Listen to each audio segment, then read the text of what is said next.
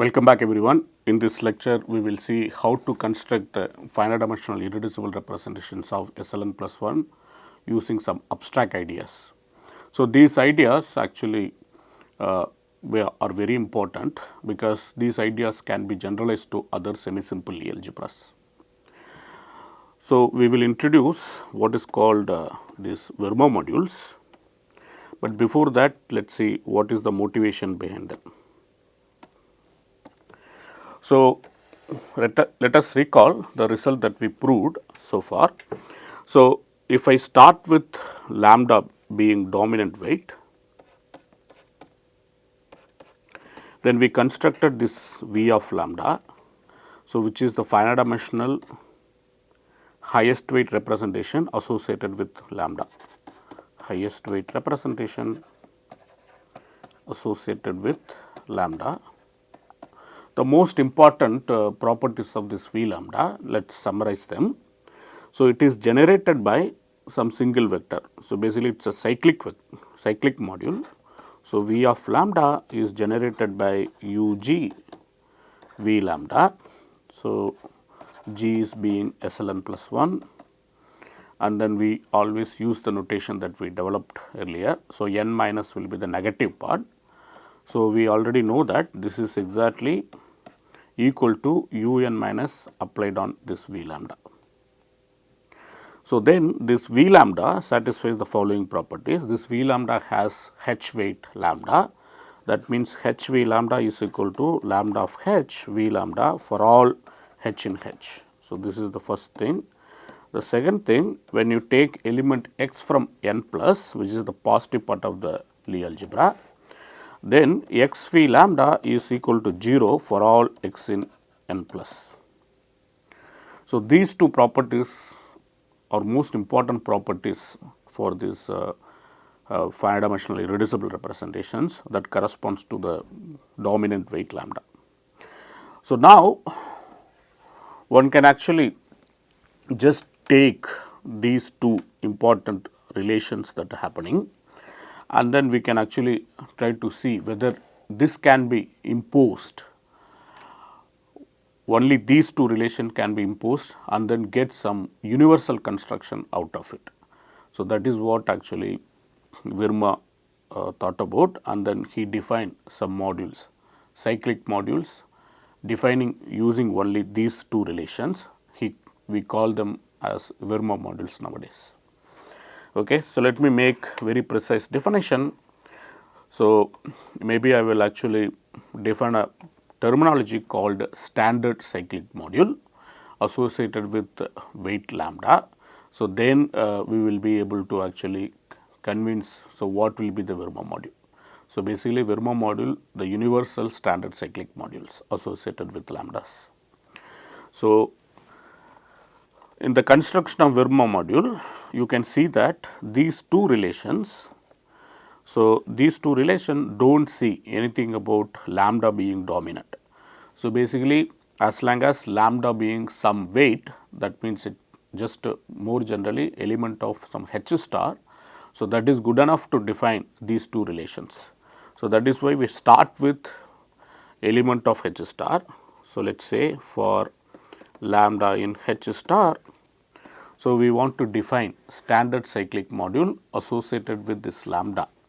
So, we call a G module capital V as a standard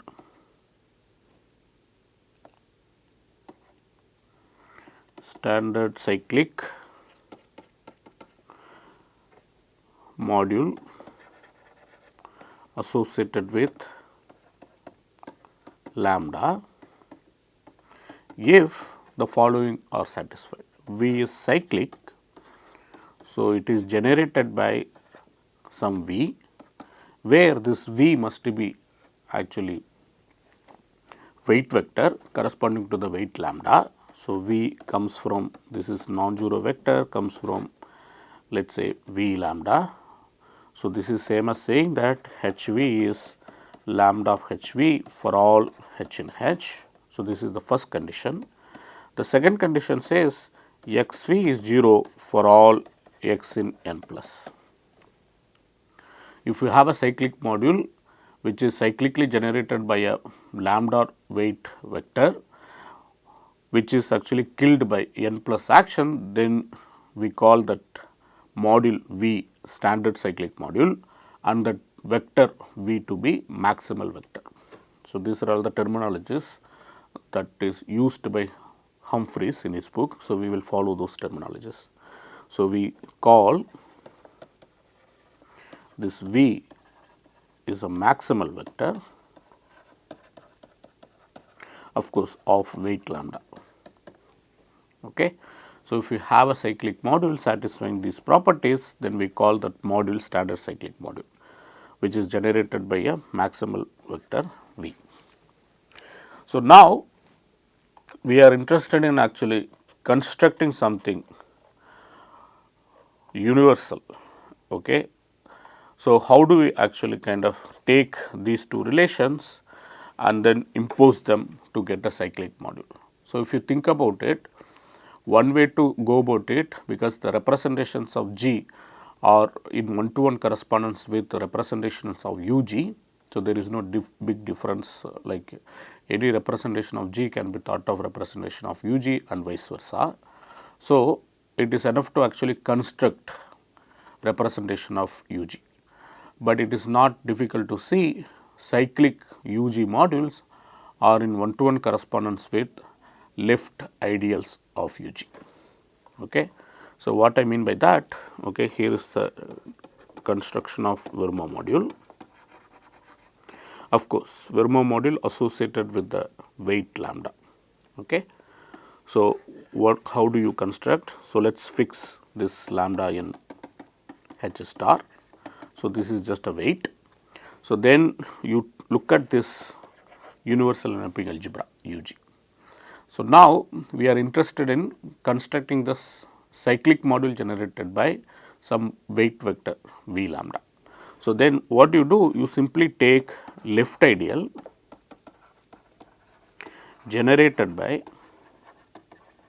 the following things. So, you want the vector to have weight lambda. So, you take H minus lambda of H1. So, that relation you impose for H in H, and then you want all n plus to kill this vector. So, you take x1 for x in n plus. So, basically you take ideal left ideal generated by this. So, then that is your, let us call it I of lambda, then your z of lambda is defined to be this particular module. So, this is easy to see that this is indeed left G module. Okay, we are only concerned about left module. So, this is indeed G module. So, this is G module using the left multiplication action. Okay. So, it is indeed UG module. So, but UG modules are same as G modules, there is no difference. So, now using this language you can easily see that if I call V lambda to be the image of 1, that means 1 plus I of lambda inside this Z of lambda. So, then this V lambda indeed cyclic generator for this module. So, it is not hard to see this Z of lambda is indeed UG of V lambda, and this V lambda satisfies the following property. H V lambda is same as lambda of H V lambda, and then X V lambda is 0, and this is true for all H in H star, all H in H, and then this is true for all X in N plus. So, these two relations are satisfied. So, we got the standard cyclic module associated with the weight lambda. So, now it is easy exercise. If we take any other standard cyclic module associated with the weight lambda, that must be a quotient of this Z of lambda. Okay. Suppose V is standard cyclic module generated by a weight vector V of weight lambda. So, then it is easy to see that you have a surjection from Z of lambda to V as a G model map.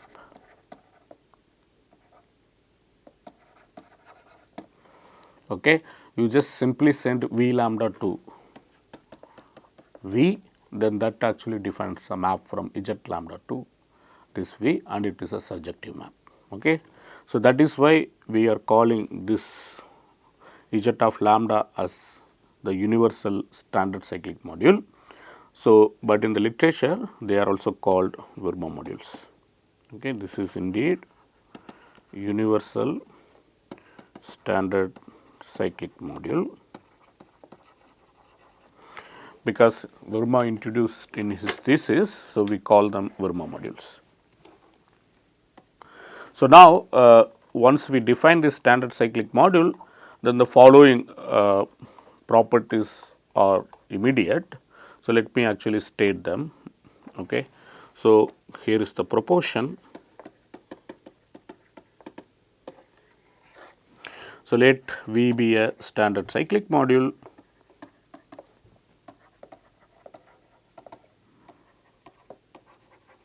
corresponding to, let us say, lambda, weight lambda. So, now note that lambda is being just some element of H star, not necessarily a weight or not necessarily actually dominant weight. Okay. So, for us weight is capital lambda, that is the Z linear span of omega i's, where omega is fundamental weights. So, in general, like one can call elements of H star also weights, there is no confusion. So, now you can easily see that this capital V has the following property. The first property is V is indeed spanned by this un minus acting on V lambda.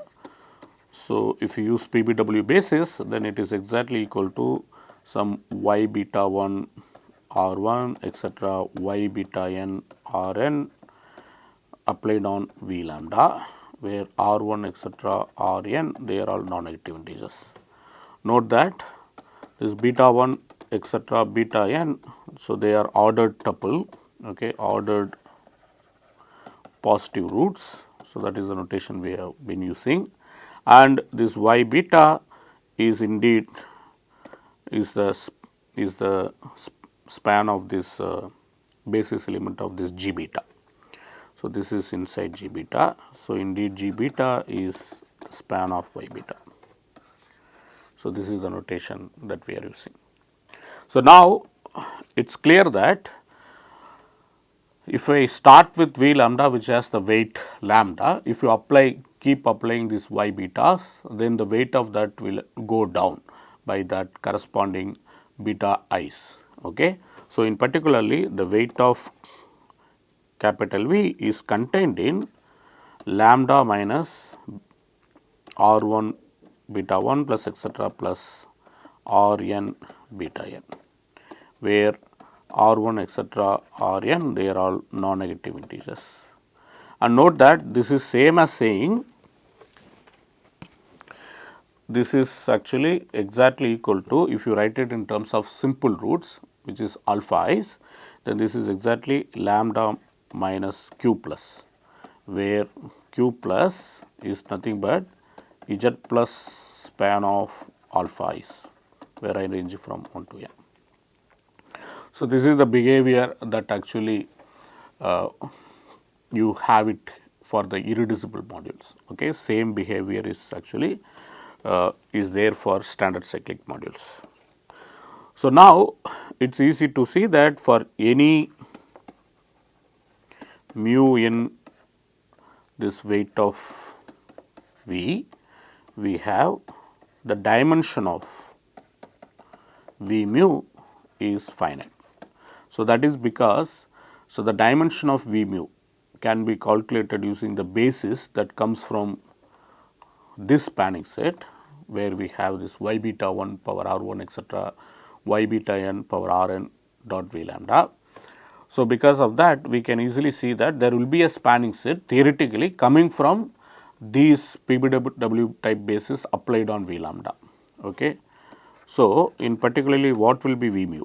V mu is going to be span of y beta 1 power r 1 etc. y beta n power r n applied on V lambda, where you can restrict this r 1 etc. r n, which are non-negative integers, such that this lambda minus r 1 beta 1 plus etc. plus r n beta n.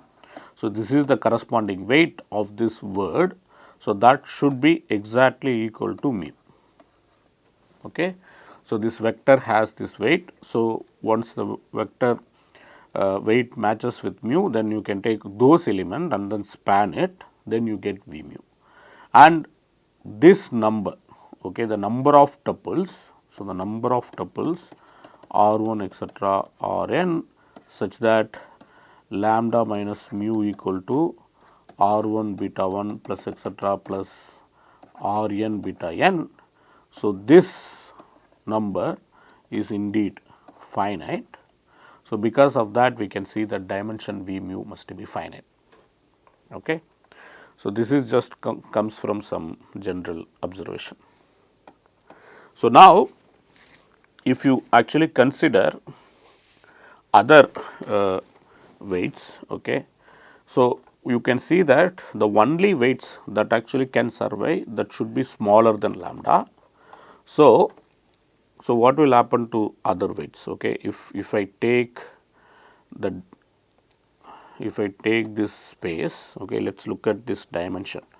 So, the dimension of V mu, so this is going to be 0 if mu is not less than lambda. So, that is for sure. And if I take dimension of V lambda, which is the top weight space, then again you can easily see that. So, this lambda minus mu has to be 0, that forces that, because r 1 etc. r n, they are all non-negative integers and beta i's are all positive roots. So, that forces that this r I should be 0. So, that means there is only one tuple which is 0 0 0 corresponding to lambda weight space. So, that forces that this dimension of V lambda is 1. Okay. So, these two observations are immediate again from this spanning set. Okay. So, now this also tells, so you do not have like any other, the top weight space is just one dimensional. So, you can't have really any other thing in the top one top space, lambda space. Okay. So, now let us look at this V as a G module. So, what it is? Okay. So, if you think about it, it is indeed indecomposable module. So, V must be indecomposable G module. So, why that is the case? So, let us just prove that here. If I take V and then if I write it as some V dash direct sum V double dash, then for sure the lambda weight space should be again factored into V dash lambda direct sum V double dash lambda. But we already know that the dimension of V lambda must be 1. So, that forces that either V dash lambda is 0 or V double dash lambda is 0. If one of them is 0, the other one will be exactly V lambda. For example, without loss of generality, assume that V double dash lambda is 0, then that would force that V lambda equal to V dash lambda. So, in that case what will happen? So, in that case that V lambda, which is a generator small v lambda, that is going to lie inside V lambda dash. If the generator lies and it is, because it is a cyclic module, so the entire module should appear inside V lambda dash, sorry V dash. So, that forces that this complement space of V dash, V double dash, that must be 0. So, that proves that V must be indecomposable G module. So, now it is the standard fact, okay, because the carton being, okay, so all the elements of the carton commutes and V being H weight module. So, if you take any other submodule of V, Okay, suppose V dash is a submodule of V, G submodule. So, then we can talk about the action of H restricted to V dash. Now, with respect to that, you can again see that this V dash will be H weight module, and the decomposition of V dash into weight spaces will be very explicit if we know the decomposition of V as weight spaces. So, basically V dash will be equal to direct sum of V dash intersection V mu, where mu runs over all weight of V. Okay. And this also tells you immediately that the weight of V dash must be contained in weight of V. Okay. And this is very standard fact, I will leave it as exercise. So, now from this you can see that this V dash, the weight spaces of V dash are also finite dimensional. Okay. And the weight of V dash is also contained in the cone lambda minus q plus. So, basically the lambda is the top weight. So, this is lambda, and all other weights, they all kind of lie in the below lambda, in the cone that is actually bounded above by lambda. Okay. So, now we can actually observe the following. So, if I know this fact that any G submodule is indeed weight module, then we can actually talk about weight decomposition of that any submodules. So, now if I take this maximal submodule, okay, so which is actually, let us define it to be the sum of all proper G submodules of Z lambda. Let us call it M lambda. So, we claim that this must be a proper submodule. Okay. The claim is that this M of lambda is indeed proper submodule of Z lambda. So, once we know this is actually proper submodule, then it is immediate that this M of lambda must be the unique maximal submodule. Okay. This implies immediately M of lambda is the unique maximal submodule, G submodule of Z lambda. And this maximal with respect to the inclusion order. Okay. Inclusion you take it to be the partial order, and this comparison is with respect to the inclusion. Now, why this claim is true? So, just look at this lambda weight space of this M lambda, because M lambda can be written as direct sum of weight spaces. So, because the sum of submodules will be submodule. Okay. So, then look at this lambda weight space, because this lambda weight space is contained in the lambda weight space of this V. Okay, I wanted to write here V lam V. So, you take the sum of all proper submodules, let us introduce this MV of lambda of V. So, we are saying that that is actually proper, because I am considering general standard cyclic module. So, I will just stick with that. So, here I will write capital V. So, this MV of this. So, if you look at this M of lambda of the lambda weight space of this M of lambda. So, that is going to contain in V lambda, and the dimension of V lambda is being 1. So, this tells you that if M of lambda is non-zero, so then this V lambda must be equal to MV of lambda. But that is a contradiction, because then that would force that this V lambda is inside MV of lambda, then that will force that this V lambda is inside some proper like submodule. Okay. So, then this V lambda must be inside some proper submodule, because this MV of lambda being sum of all proper submodule. If you take any proper G submodule, then the lambda weight space of that must be 0. So, then if you look at this MV of lambda, which is the sum of all proper G submodules, then there again lambda weight space must be 0, there is no other option. Okay. So, this force that this MV of lambda is lambda weight space is 0. So, because the lambda weight space is missed, so that means this MV of lambda must be a proper submodule, and since it is all the sum of G submodules, proper G submodules, so it must be the unique maximal G submodule, there is no other option. So, now we can actually define this V lambda. Okay. Note that I am using the same notation. So, there is no confusion here, because now lambda being some element of H star, we are defining this V lambda.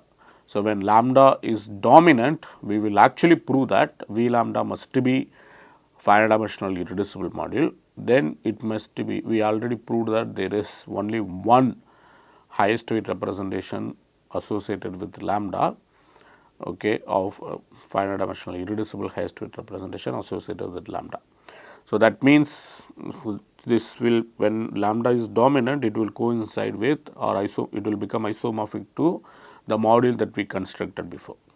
Okay. So, that should not lead to any confusion.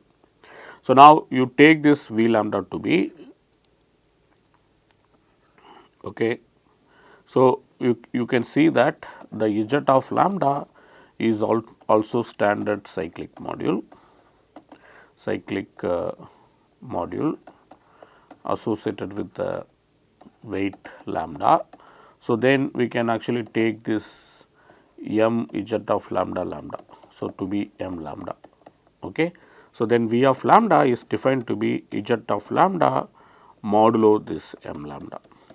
Okay. That is the definition of our irreducible module associated with the weight lambda. So, it is a standard module, okay, standard cyclic module, which is also irreducible. So, now so this module, okay, that is what we are calling it as V lambda. So, note that this is standard cyclic plus irreducible module, of course, corresponding to lambda. Okay. So, we have given lambda one irreducible cyclic module. Okay. So, now you may ask actually, like, are there any more like standard cyclic irreducible modules? Because this observation that we made about general standard cyclic module tells you that if I start with any standard cyclic module corresponding to lambda, then that must contain unique maximal submodule. Then we can go modulo that, and then we can produce irreducible module. Okay, that also going to be standard cyclic module. But it is not hard to prove. So, any two standard cyclic module, which is also irreducible, so that will be actually isomorphic to each other. So, maybe like the proof of this exactly follows the proof that we did for, okay, any V lambda and any two irreducible modules corresponding to highest weight representations corresponding to lambda will be isomorphic to. So, same proof that you can actually use here, and then prove this result. So, what is the exercise? Let us say V and W be two standard cyclic irreducible modules, of course, corresponding to the weight lambda. So, then V is isomorphic to W. Okay, there is no other option. So, that means if you start with any standard cyclic module and then take the corresponding irreducible quotient, okay, they are all like will be isomorphic to each other.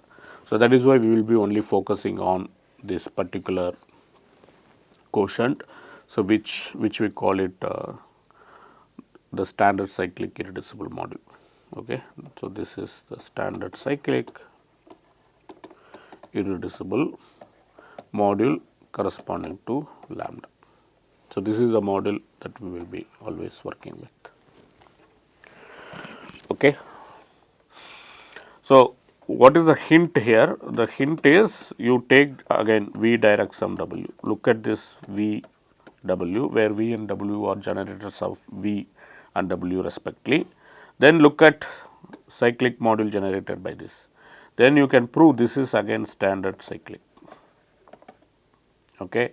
Then if you call this as U, then from U to V you have this natural projection, and then U to W you have the natural projection. You use those projection and then see like what you get.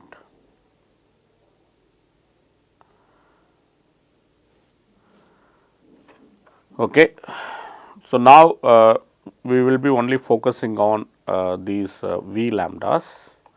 So, we are going to actually prove this big theorem. So, which I will state it now and then we will see the proof later. So, V of lambda, which we define to be Z lambda modulo m of lambda. Okay, this is our definition. This is finite dimensional if and only if lambda is dominant.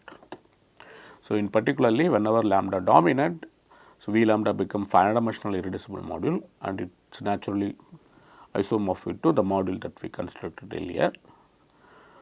So, we do not have any confusion of calling it again V lambda. Okay. So, this is the theorem that we want to prove and we will prove this step by step. I will stop here, we will continue in the next class the proof of this theorem. Thank you.